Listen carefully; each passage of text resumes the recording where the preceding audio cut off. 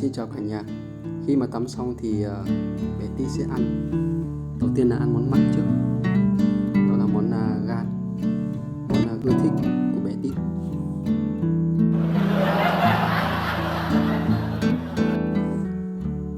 Gan là món khoái khẩu của bé Tít nhà mình. Tiếp theo sẽ là món tráng miệng các bạn nhé. Bé Tít nhà mình thì rất là thích ăn cái món khoai tây hấp này, hấp hoặc nướng cũng được. Nhưng mà bé có vẻ thích ăn hấp, hấp lên có vẻ ngon hơn, mà mình cũng không biết nữa. Thấy cô có vẻ thích ăn. Tại sao gọi là bé Tít? Là bởi vì là trông lớn như thế này thôi, nhưng mà Tít mới được có 6 tháng tuổi thôi.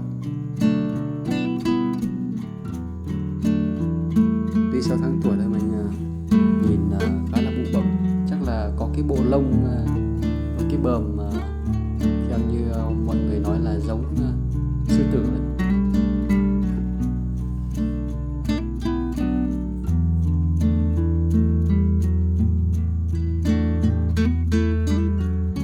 Cũng rất là thích nghỉ ngơi, vừa thích ăn nhưng mà lại muốn nô nữa, vừa ăn vừa chơi. Cứ định đường rồi. Bởi vì có một mình ấy, nên là biết được yêu chiều.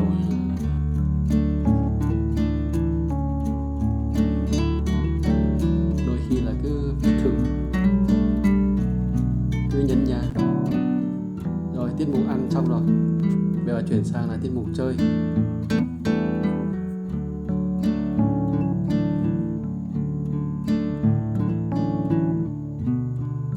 Nếu như mà bạn nào mà nuôi mèo thì hay sắm cái cần câu.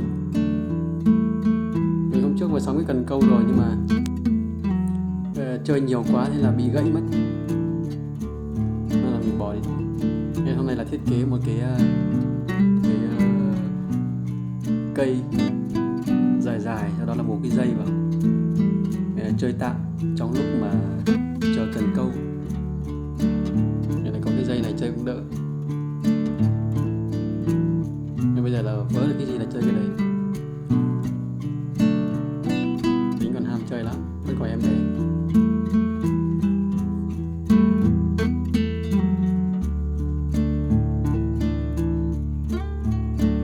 Đợt này là bị thiếu canxi nên là đau lưng, nên là cô cậu thích nằm thôi, cứ chơi một tí là thích nằm. Chứ bình thường thì bé rất là giỏi đứng hai chân, cứ đứng hai chân.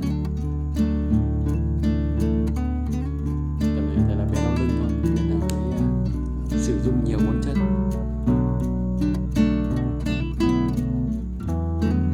Đấy, chẳng có gì mà cứ ngó lên trên, tạo dáng điệu đá.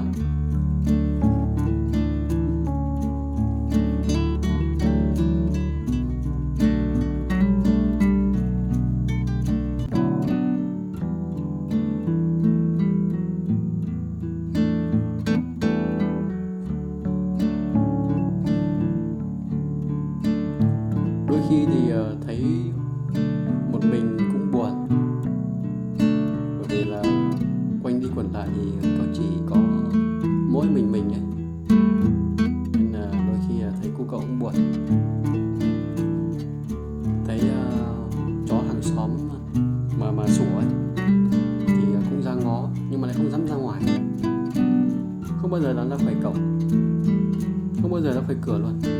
Dù mở cửa nhưng mà không dám ra. Nên là bé rất là ngoan ở trong nhà thôi, thì suốt ngày ở nhà thôi. Cũng một chút là đau lưng nữa, cho nên là cứ ngại đi. Nên là thi thoảng có đi đâu thì chỉ có cho vào túi phi hành gia thôi, cho vào túi phi hành gia và đi.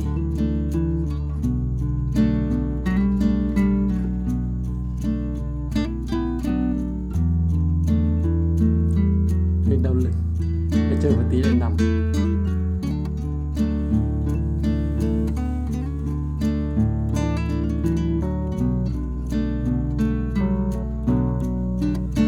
Những cái bé mèo này thì nếu như không để ý thì các bạn ấy hay bị thiếu canxi ấy. Thật ra thì bé Tít nhà mình thì cũng không hay ra ngoài mấy, không ra nắng nhiều nên là có thể là một chút là thiếu canxi, nhưng mà chắc là bản chất là từ bé rồi, từ lúc đẻ ra nó đã bị thiếu rồi.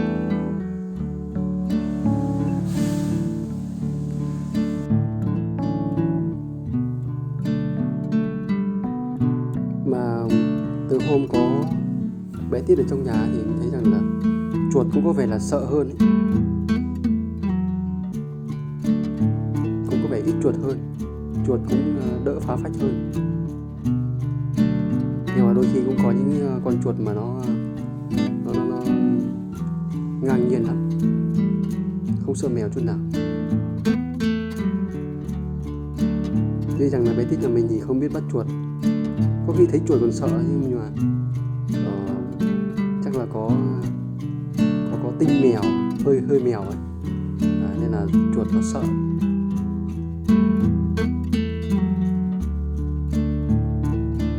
Hết đi lại, hết chạy nhảy rồi và chuyển sang là nằm chơi,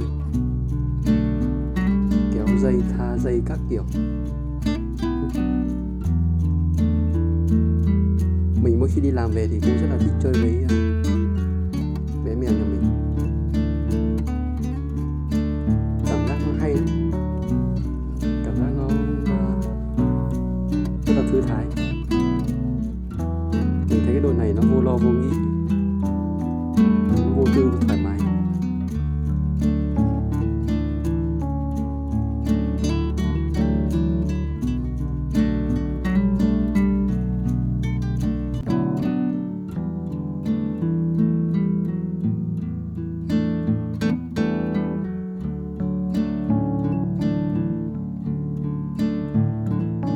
Bình thường tầm này thì chắc là ngủ được mấy giấc ở đây, nhưng mà hôm nay mình ở nhà. Đấy, tắm xong thì bây giờ chơi đến tận bây giờ, mặc dù là cũng mệt đấy. Bây giờ là có vẻ là cảm giác như là đau lưng với đau chân vì thiếu canxi, nhưng mà vẫn muốn chơi, vẫn hàm hố lắm. Mọi người thấy rằng là cái mắt của nó nhìn nó đảo, nó rất là tinh nhé.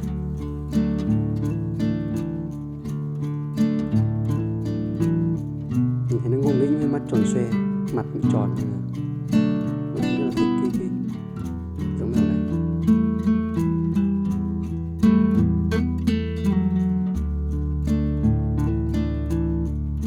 Trông bé đáng yêu lắm.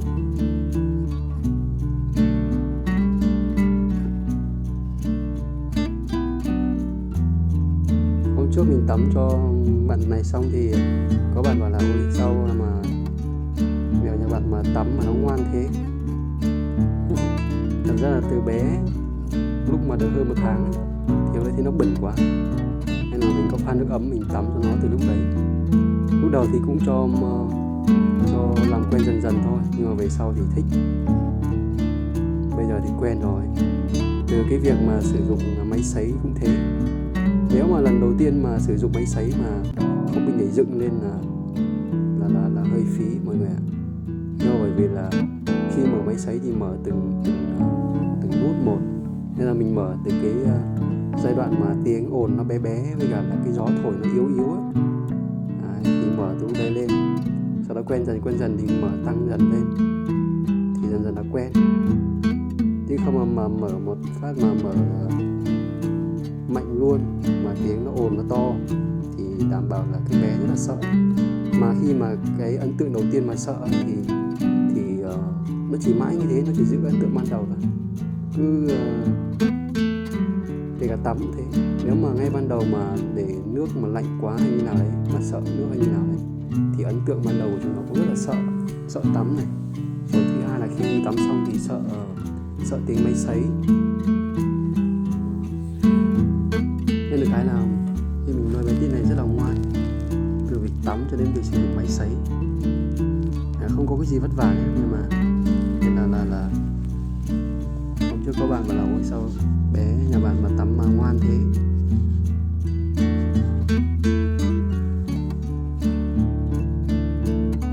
Tầm này đã bắt đầu buồn ngủ rồi đấy.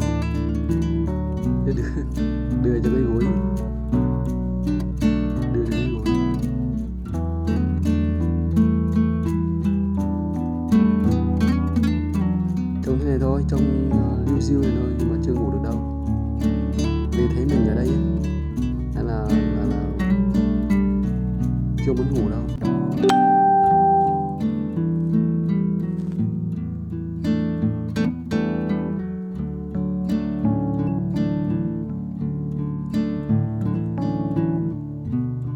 Kiểu là khi thấy người ở nhà ấy thì các bạn ấy hay thích chơi lắm.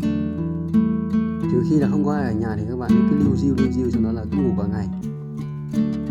Nói về ngủ thì dù mèo nào cũng thế thôi, mèo ta hay mèo Tây thì đều thích ngủ giống nhau, không phải thích ngủ mà chúng giống như kiểu là thần ngủ đấy, cứ đặt đầu xuống là ngủ thôi. Nhìn cái mặt rất là đáng yêu.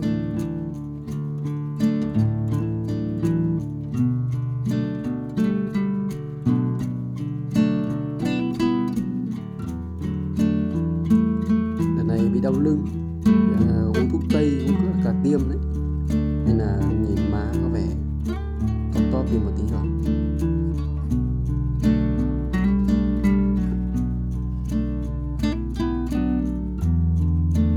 Theo mọi người thì 6 tháng tuổi mà được cân 6 thì là không biết là vừa cân chưa hay là nhẹ, hay có bị béo không? Mình thấy nó nhẹ. Có thể là bởi vì là đau lưng cũng ảnh hưởng đến một chút tiêu hóa.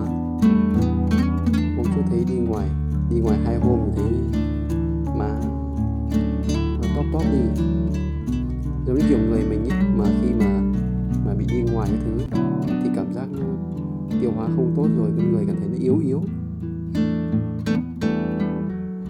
Nên là bé Tí nhà mình hôm vừa rồi bị đi ngoài, thế là mấy hôm nay mới thấy hồi lại tí.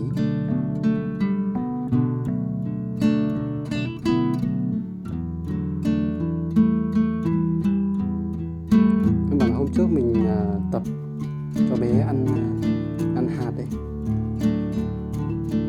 để không có phụ thuộc vào những cái đồ như là gan các thứ nữa. Nhưng mà chắc là bé chưa quen lắm, hoặc là có thể là hạt đấy có vấn đề một chút, nên là bé đi ngoài mất 2 hôm.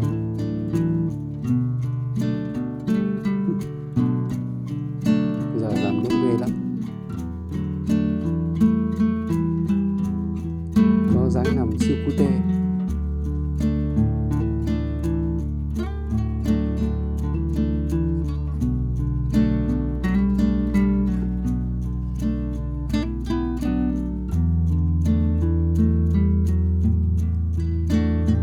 Nhiều khi mình đi làm về, nhưng mà cất xe máy xong mà mình đi làm về cái là ra đến bếp. Thường là mình để nó ở bếp, mình không có mở cửa bếp để cho ra phòng khách các thứ, hay là đi vào phòng ngủ, để cho bé ở bếp thôi. Bởi vì ở bếp mình có một khoang riêng khá là rộng cho bé nằm, nói chung là các thứ ở đấy, mọi thứ. Thì không biết là đi làm về là bé hay ra cửa đón, bởi vì cửa bếp thì mình có cửa kính, lắp cửa kính, nên là có thể nhìn thấy phòng khách được, theo hành lang nhìn thấy được. Thì khi thấy mình về thì cứ ra hóng ở cửa thôi.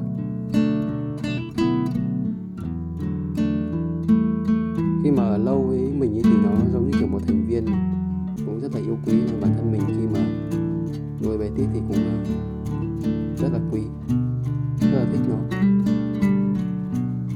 trông nó đáng yêu.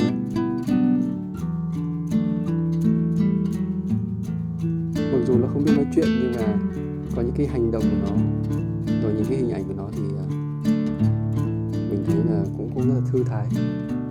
Có thể là mỗi người sẽ có một cái sở thích riêng để giải tỏa áp lực hay là xả stress. Mà đối với mình thì có thể là khi mà về mình pha uống trà rồi chơi với cái đội này thì mình cảm thấy là nó hết mệt, rồi cảm thấy thư thái hơn.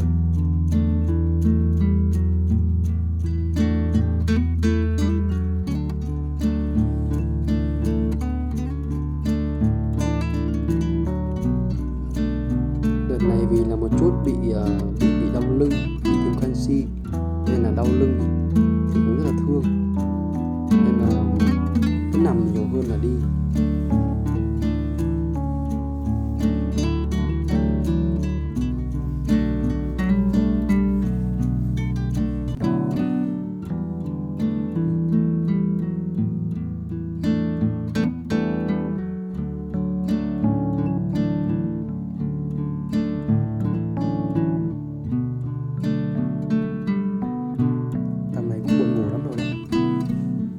vì có người chơi cùng ấy nên là cứ cố chơi.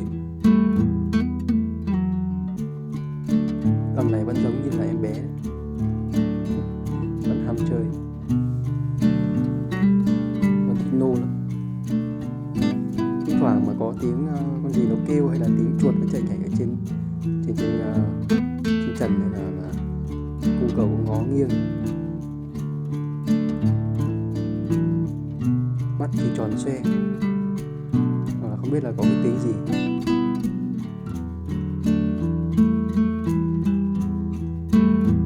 Nhưng mà mấy con chuột đấy thi thoảng mà nghe thấy cái tiếng mèo kêu thì là nó cũng sợ nhá.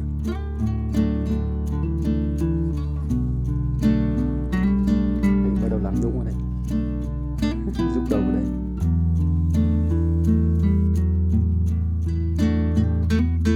Rồi đêm đã khuya rồi, bé Tít đi ngủ đây.